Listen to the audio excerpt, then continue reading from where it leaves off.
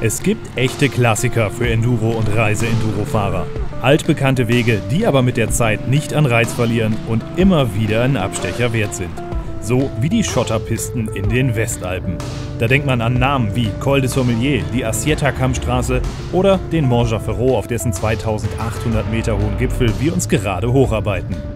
Neben Alex Schönborn und Thomas Nagork aus der Touratech-Zentrale sind auch Traveltime-Redakteur Andreas Reimer, Fotograf Claudius Vasilescu und Filmer Stefan Klabunde mit auf dieser Tour, auf der wir sehen wollen, ob da noch was geht im Piemont.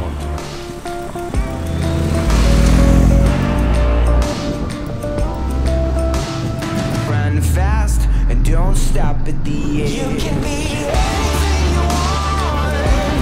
You can be everything you choose. Do not let it slip away. 'Cause if you never try it, you never know. You can be everything you choose. Do not let it slip away. 'Cause if you never try it, you never know. Gestern sind wir jetzt hier angereist. Wir haben insgesamt 5 Motorräder von den Adventure Country Tracks. Das ist ein Verein, der sich darum kümmert, Offroad-Strecken in Europa aufzutun, die man mit der Reise-Enduro fahren kann. Das war dieses Jahr in Italien. Dort haben wir die Motorräder aufgenommen und fahren jetzt zu einem großen Reise-Enduro-Treffen in Barcelonette. Haben aber das Glück, dass wir noch 3 Tage zwischendrin Zeit haben. Das nutzen wir natürlich, um ein paar schöne Bilder, ein kleines Video und ein paar tolle Impressionen hier in den Westalpen für euch zu machen. Don't stop at the edge. You can be Man kann sagen, was man will, aber das Panorama oben am Mont Jafferot ist einfach beeindruckend. Und mit etwas Glück erwischt man einen Zeitpunkt, an dem nicht ganz so viel los ist auf der vielbefahrenen Piste. An Motiven fehlt es auf jeden Fall nicht an einem der, wie wir finden, schönsten Plätze in den Westalpen.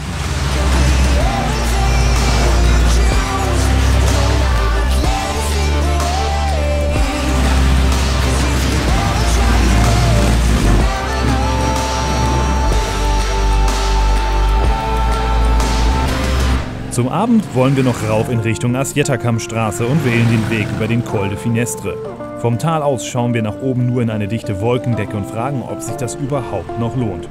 Aber oben am Finestre angekommen, werden wir voll und ganz mit der schönsten Aussicht des Tages belohnt und machen dort noch unsere letzten Aufnahmen für heute.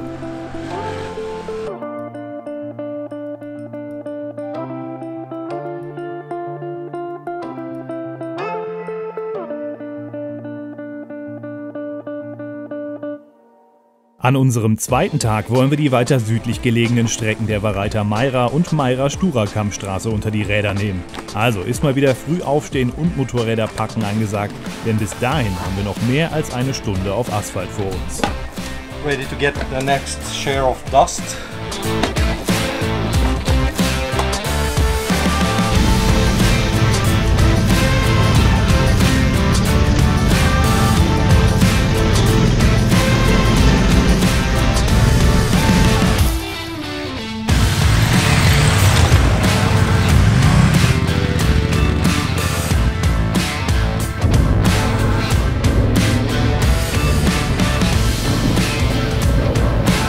Heute Morgen sind wir jetzt weiter zur Maira Stura gefahren, auch so ein Alpenklassiker, einer der schönsten Routen in Westalpen, also schönsten Schotterrouten.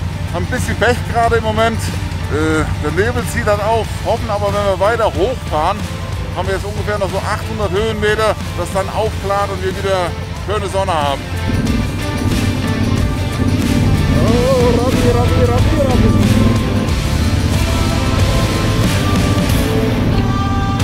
Die Auffahrt zur Vareita Maira Kammstraße ist nicht ganz ohne, mit vielen großen Steinen auf dem schmalen Weg und dichten Wolken, in denen wir festhängen. Auch wenn wir die Aussicht nicht genießen können, macht uns das Fahren mit den großen Reise-Enduros hier oben enorm viel Spaß. Und anders als auf den viel befahrenen Pisten im Susatal haben wir heute das Glück, fast komplett alleine auf der Strecke zu sein.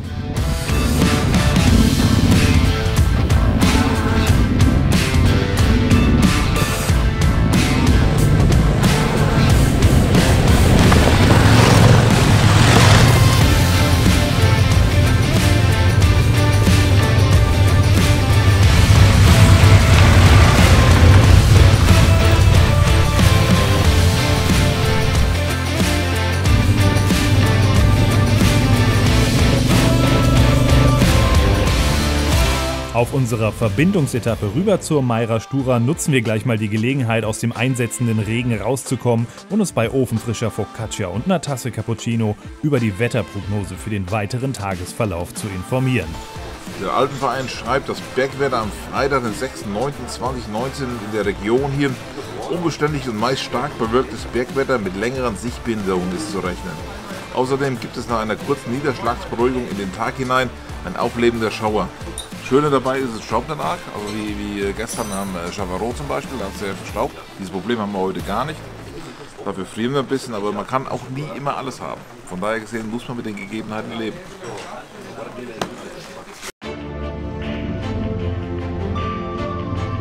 Wir geben die Hoffnung nicht auf, doch noch ein paar schöne Bilder irgendwo einfangen zu können und fahren wie geplant weiter auf unserer Route.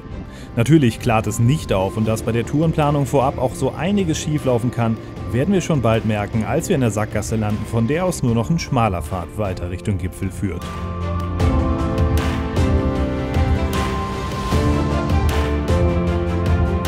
Das war jetzt gerade mal wieder ein Musterbeispiel dafür, wenn man sich blind auf digitale Navigation verlässt. Das Programm hat uns einfach einen Mountainbike-Track rausgerechnet. Wir haben unterwegs auch uns gar nicht mehr die Mühe gemacht, einfach selber mal zu schauen. Jetzt stehen wir hier oben, aber dank dem guten alten Denzel haben wir jetzt die richtige Strecke wieder ausgeknobelt und die werden wir jetzt in Angriff nehmen. Wir haben uns auf dem Navigationssystem vom Stefan den Punkt markiert, wo wir falsch abgebogen sind, und zu dem navigieren wir jetzt zurück und dann werden wir hoffentlich ohne weitere Fehler schön weit hinaufkommen, dass wir die Wolkendecke nochmal durchbrechen. Mit dem richtigen Abzweig im GPS-Gerät geht's zum Ende des Tages dann endlich auf die letzte Schotterpiste für heute. Die Route stimmt jetzt zwar, aber mit dem Wetter haben wir nach wie vor kein Glück und die wenigen Lücken in den Wolken wollen wir zumindest noch für ein paar letzte Aufnahmen auf der Mayra Stura heute nutzen, bevor wir später weiter südlich eine Unterkunft für die letzte Nacht auf dem Weg nach Barcelonnette drüben in Frankreich suchen.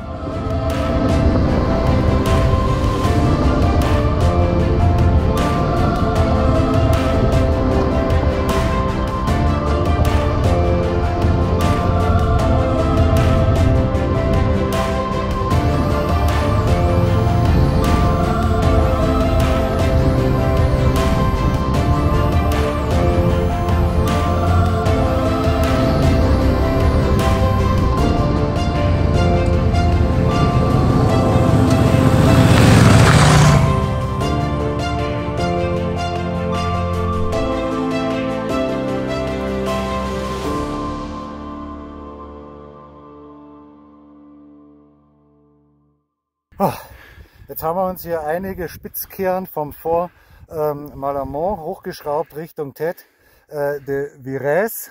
Das ist richtig, richtig kernig. Die Dinger sind zu eng, diese Spitzkehren, wir haben reversieren müssen. Das ist mit diesem schwer beladenen Motorrad, das ist wirklich grenzwertig. Ja, unser dritter und letzter Tag wird es echt nochmal in sich haben. Aber erstmal zurück auf Anfang. Wir haben uns auf den Weg über die Grenze nach Frankreich gemacht und wollen hier eine der weniger bekannten Strecken ausprobieren, den Col de Malemort. Und mit sonnigem Wetter im Gepäck machen wir uns auf den Weg, um die kleine Schotterpiste rauf zum Fort in Angriff zu nehmen, von der wir nur so viel wissen, dass sie es mit zunehmender Höhe mehr und mehr in sich haben soll. Wir testen einfach, was geht, und außer ein paar Eseln, Schafen und Wanderern sind wir heute allein auf dem Weg.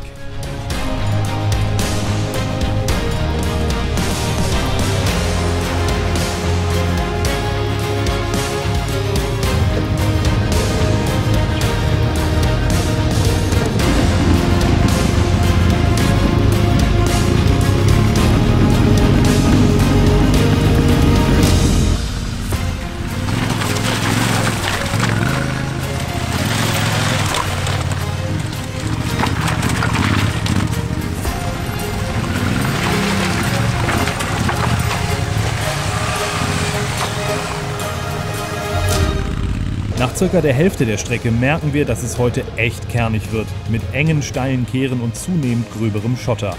Nur knapp 8 Kilometer sind es bis oben zum Fort de Malemort auf ca. 2500 Metern Höhe.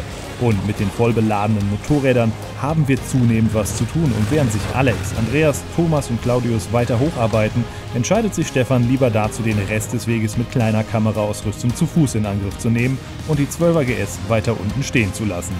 Irgendwo wird man sich ja wieder begegnen. So der vorläufige Plan.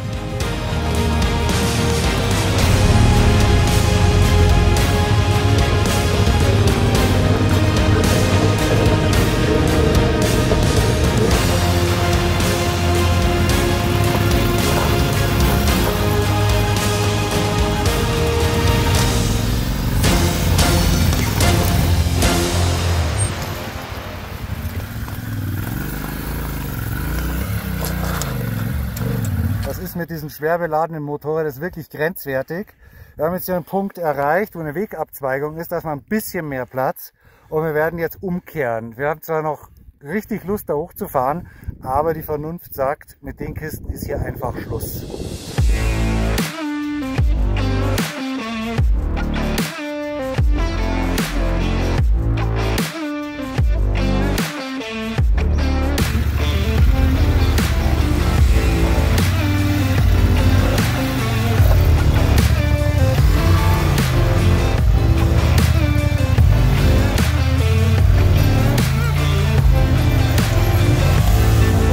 Ja, so ist das.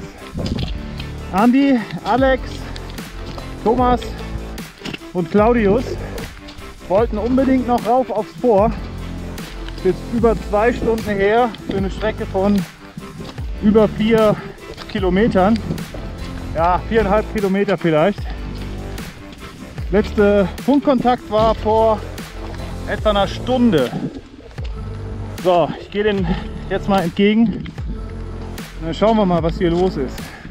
Ich denke mal, die stecken richtig in der Scheiße. Weil jetzt hat es gerade noch mal kräftig angefangen zu regnen. Und da drüben sieht es nicht besser aus. Ganz rüber, ganz vorsichtig.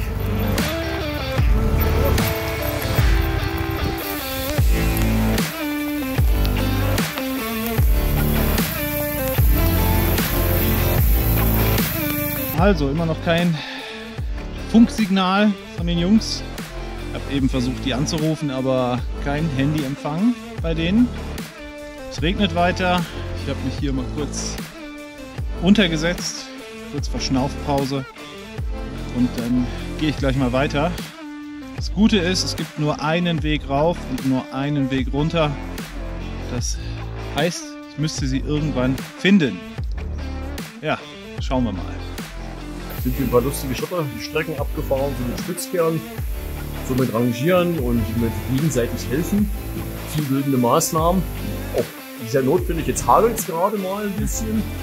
Wird wahrscheinlich dann in Regen übergehen und werden dann über die feuchten Steine uns ins Tal gleiten lassen. Ich habe sie gefunden. Da oben stehen sie.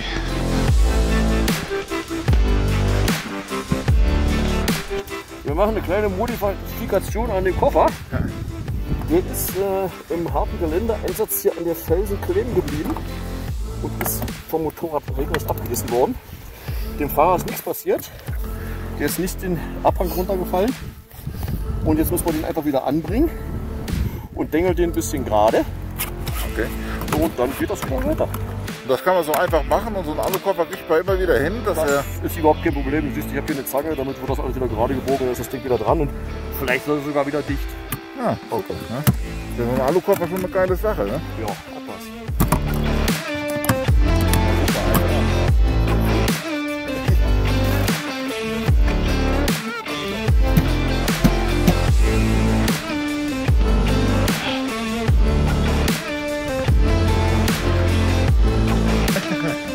War ein Träumchen, ne?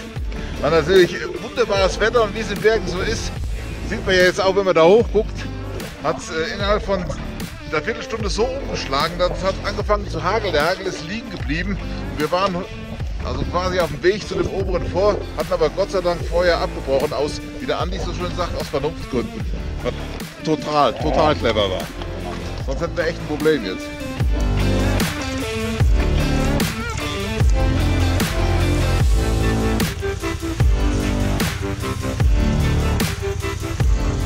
Der Weg runter durch die Serpentinen des Geröllfeldes wird im Regen nicht einfacher und so wird es noch eine ganze Weile dauern, bis wir aus dem Mistwetter wieder rauskommen.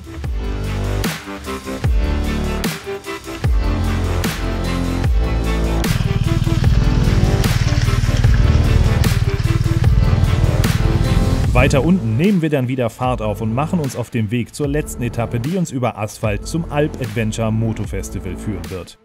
Wir sind froh, dass wir den letzten Abstecher heute noch mitgenommen haben und jetzt alle gemeinsam am Ziel in Barcelonnette angekommen sind. Unser Fazit: Da geht auf jeden Fall noch was in Piemont und den kompletten Bericht mit vielen eindrucksvollen Bildern und ein paar hilfreichen Tipps zur besten Reisezeit gibt's zum Nachlesen in der Travel Time Ausgabe 2 2019.